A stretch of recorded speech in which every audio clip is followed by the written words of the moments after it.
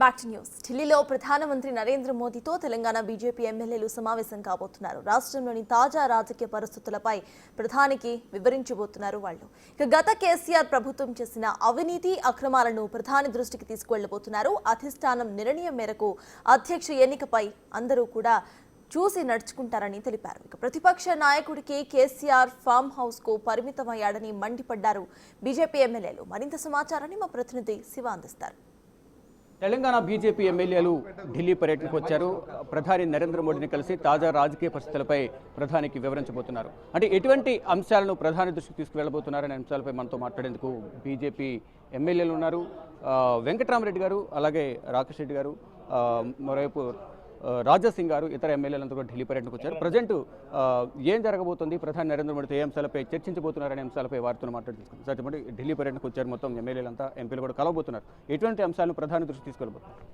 ప్రధానమంత్రి గారిని మేము తెలంగాణలో ఎమ్మెల్యేలుగా గెలిచిన నుంచి మొదటిసారి కలవడానికి మొత్తం 8 మంది ఎమ్మెల్యేలు, ఒక ఎమ్మెల్సీ గారు అందరం కలిసి వచ్చాము. సీనియర్ శాసనసభ్యులు రాజా సింగ్ గారు, అట్లాగే మిగతా ఎమ్మెల్యేలు అందరం కూడా కలిసి ఇవాళ ప్రధానమంత్రి గారిని కలవడానికి అపాయింట్మెంట్ తీసుకోవడం జరిగింది.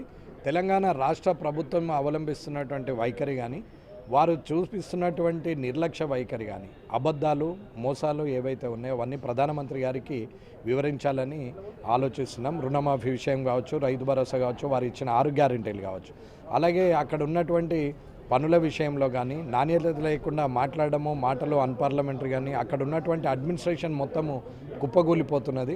ఆర్థిక వ్యవస్థ పూర్తిగా క్షీణించిపోయి హైదరాబాద్కి ఉన్నటువంటి పేరు కూడా పోయే పరిస్థితికి వచ్చింది. కాబట్టి గౌరవ ప్రధానమంత్రి గారికి ఆ రాష్ట్రంలో ఉన్న ముఖ్యమంత్రి గారు, వారి క్యాబినెట్ మంత్రులు, అక్కడ ఉన్నటువంటి ప్రభుత్వ నిర్లక్ష్యం ఎలా ఉంది అనేది చెప్పడానికి మేము కలుస్తున్నాం. అలాగే ఎక్కడైతే బీజేపీ ఎమ్మెల్యేలు గెలిచారో అక్కడ ఎట్టి పరిస్థితుల్లో కూడా వారు నిర్లక్ష్యం వహిస్తున్నారు, ఫండ్స్ ఇవ్వట్లేదు. కాబట్టి వెళ్ళి ప్రధానమంత్రి గారికి కూడా చెప్పడం ఉంది.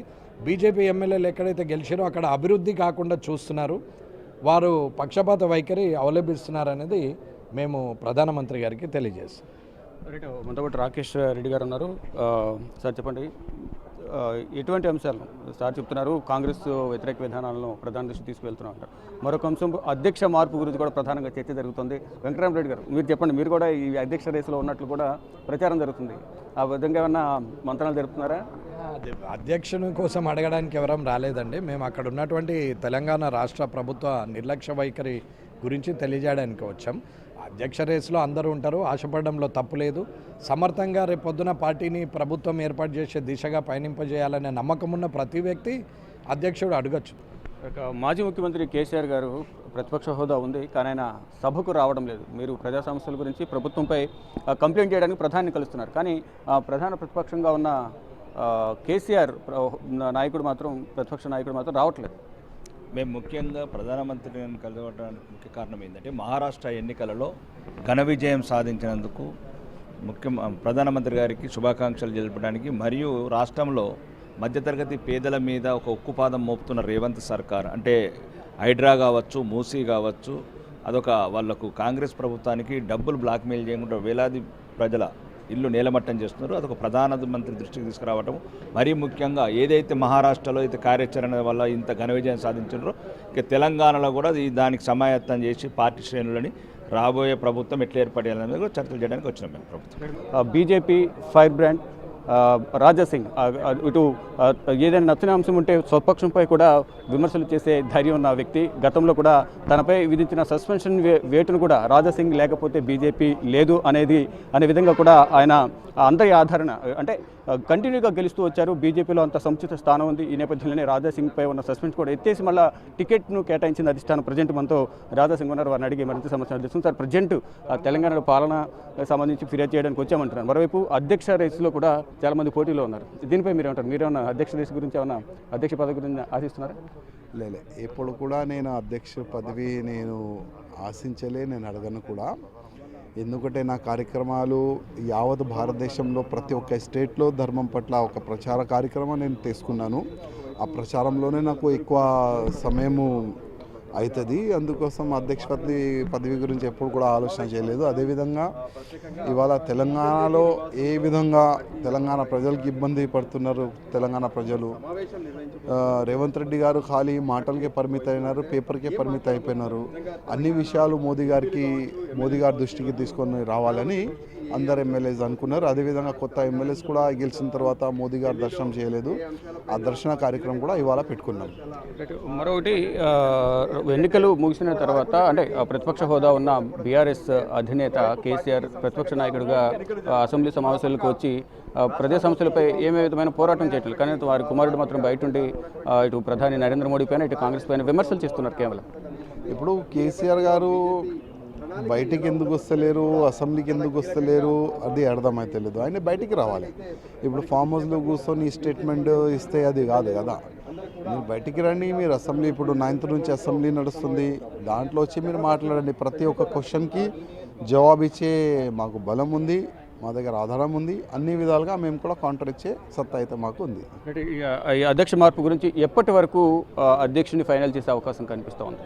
నేను అనుకుంటున్నా డిసెంబర్ ఎండింగ్ వరకు కొత్త అధ్యక్ష మా తెలంగాణకి వస్తారు.